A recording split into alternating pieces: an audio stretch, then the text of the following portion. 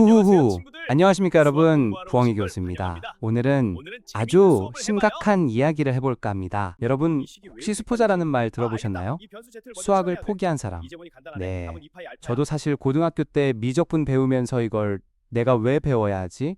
하면서 흔들렸던 기억이 있습니다만 최근 조사 결과를 보고 제가 깜짝 놀랐습니다. 요즘 아이들은 초등학교 3학년부터 수학을 포기하기 시작한다는 거예요. 초3 이후 초등학교 3학년, 겨우 9살, 10살 된 아이들이 벌써 수학을 포기한다고요? 이건 개인의 문제가 아닙니다. 우리 교육 시스템 전체의 문제예요. 자, 그럼 오늘 부엉이 교수와 함께 이 심각한 문제를 파헤쳐 보겠습니다. 자, 먼저 숫자부터 볼까요? 2026년 1월 27일 사교육 걱정 없는 세상과 강경숙 의원이 발표한 설문조사 결과입니다. 전국 150개 학교, 학생 6,358명, 교사 294명을 대상으로 조사했는데요. 결과 1번. 초중고 학생 10명 중 3명. 정확히 30.8%가 나는 수학을 포기하고 싶다고 답했습니다. 3명밖에 안 되네? 하시는 분 계시죠? 아니, 이게 적은 숫자가 아닙니다. 클래스 한 반에 30명이라고 치면 9명이 수포자란 얘기예요. 결과 2번. 더 충격적인 건 이겁니다. 초등 6학년 17.9%, 중학 3학년 32.9%, 고등 2학년 40.0%. 학년이 올라갈수록 수포자가 늘어납니다. 고 2가 되면 거의 절반이 수포자예요. 결과 3번. 그런데 가장 심각한 건 이 비율이 2021년과 비교했을 때 10%포인트나 급증했다는 겁니다. 초등학생 6학년은 2021년 11.6%에서 17.9%로 6.3%포인트 증가했네요. 4년 만에 이렇게 급증했다는 건 뭔가 구조적인 문제가 있다는 증거입니다. 결과 4번. 학생 10명 중 8명, 80.9%가 수학 때문에 스트레스 받는다고 답했습니다. 특히 초등 6학년은 73%가 스트레스를 받는다고 했는데 2021년에는 44.9%였어요. 4년 사이에 28% 급증한 겁니다. 초등학생들이요. 자, 그럼 여기서 핵심 질문. 왜 초등학교 3학년일까? 사실 입시 전문가들과 학계에서 오래전부터 지적해온 시점이 바로 초등학교 3학년입니다. 그런데 취재를 해보니까 문제는 1학년부터 이미 시작되고 있었어요. 정교조 초등위원장 이소희 교사님의 증언을 들어보시죠. 아이들이 기역, 니은 뭐 이런 글자 놀이하고 있을 때 한글놀이 배우고 수학책 83쪽 펴세요. 이거 해야 돼요. 여러분, 1학년 아이들이요. 한글도 제대로 못 읽는 아이들이 수학 문제를 풀어야 합니다. 이게 1학년 문제예요? 이건 수학 문제가 아니라 국어 독해 문제입니다. 더 심각한 건 23명 반에서 이 문제를 맞춘 아이가 딱 3명이었다는 거예요. 3명, 나머지 20명은요? 1학년 아이들이 수학 시간에 울었다고 합니다. 문제가 너무 어려워서요. 그럼 1학년, 2학년은 어떻게 버틸까요? 근데 그나마 1, 2학년 정도는 그래도 가정에서 숙제를 봐주고 지도를 하는 집들이 좀 있다고 합니다. 하지만 3학년부터는 달라집니다. 다만 3학년으로 올라가면서 자율에 맡기기도 하고 또 이때부터 자연수와 분수 나눗셈이 등장하기 시작하는데요. 양육자들이 가르치는 걸 좀 버거워하기 시작한다는 거죠. 근데 제가 실제 문제를 하나 가져왔는데 이게 분수 문제거든요. 은정이 어머니는 1시간 동안 반죽을 하고 1과 2분의 1시간 동안 빵 모양을 만든 후에 45분 동안 빵을 구웠습니다. 은정이 어머니가 빵을 만드는데 걸린 시간은 모두 몇 시간이지 풀이 과정을 쓰고 답을 구하시오.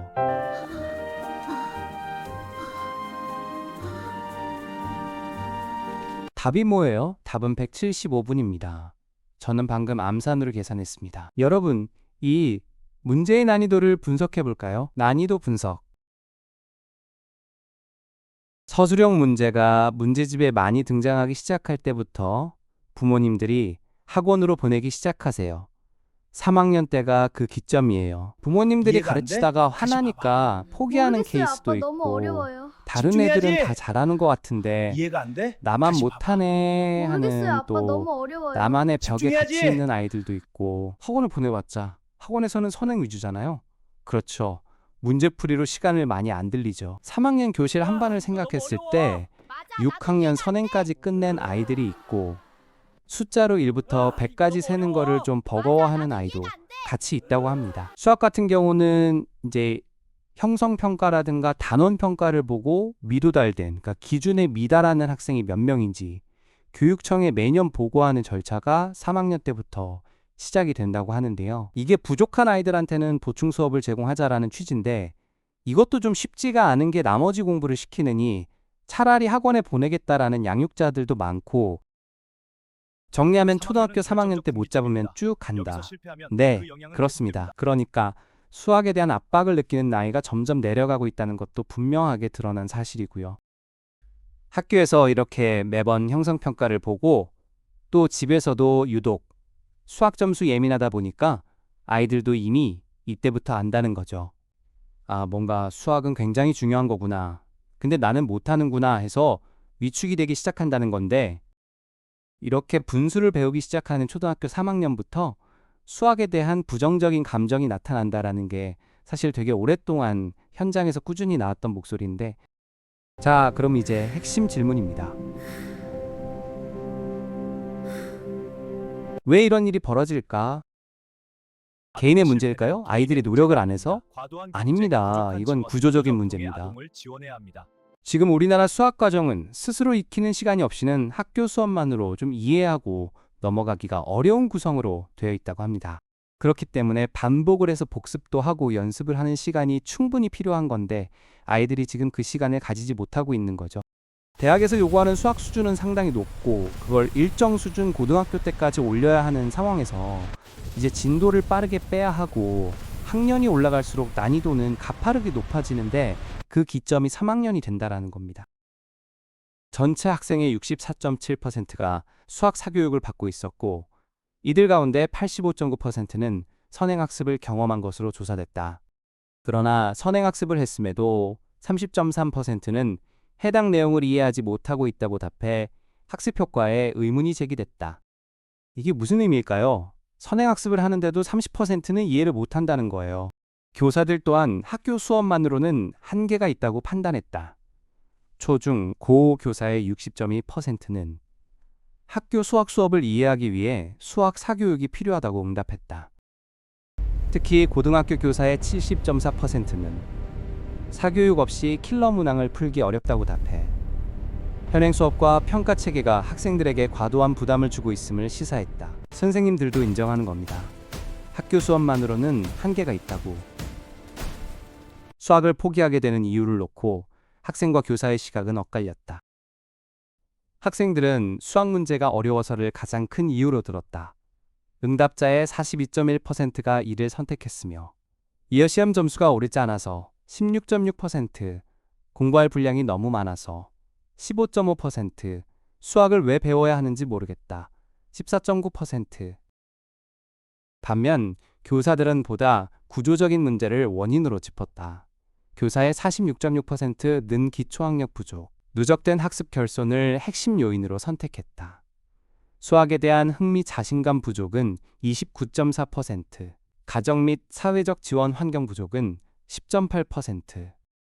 학생들은 문제가 어렵다고 하고 교사들은 기초가 부족하다고 합니다.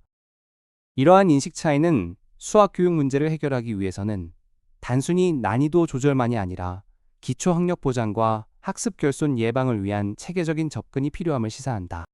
대안이 뭐가 있을 수 있을까요?